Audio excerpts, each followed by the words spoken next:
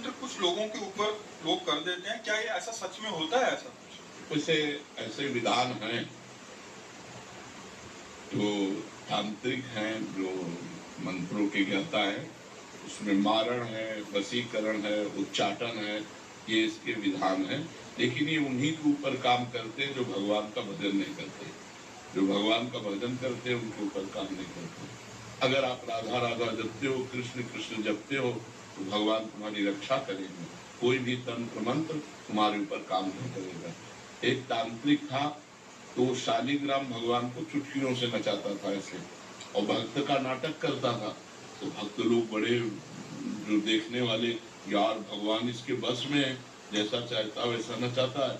तो एक भजनानंदी संत थे, उनके पास कई लोग भजन करते, तो उन्होंने आकर बताया कि वो ऐसा, बोले भक्त कभी ऐसा कर ही नहीं सकता।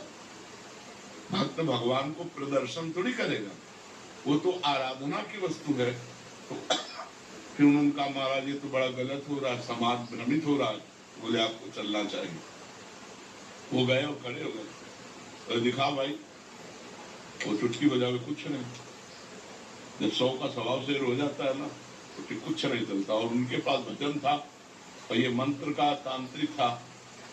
तो इसने जब देखा कि यही बाबा जी आए और इसी कारण हुआ, तो उनसे कहा चले जाओ। तो उनका ये नाटक बंद कर, भोले भाले लोगों को तो ऐसे तंत्र के द्वारा लुभायमान करता है और पैसे इकट्ठा करता है। अब सारे समाज में उसकी बेइज्जती हुई, तो उसने शाम के अनुष्ठान किया, मारण का प्रयोग किया। वो खप्पर में आग की तरह जलती हुई उन महात्मा की तरफ बढ़ी, लेकिन उनकी डेहरी की परिक्रमा करके वह खड़ी रही। कृत्या भी कहते हैं शास्त्रीय भाषा में, कृत्या, मारण, ऐसे नामों से उच्चारण किया जाता है। तो उन महात्मा ने कहा, मैं कोई दोषी हूँ क्या? सब में भगवान वास करते, तू भी भगवत स्वरूप है। उसी के द्वारा प्रकट की हुई कृत्या, उसी को जाकर पटक दिया, उल्टी खून की। और जब शिष्यों ने कहा, महाराज मर जाएगा, आप कृपा करके चलो।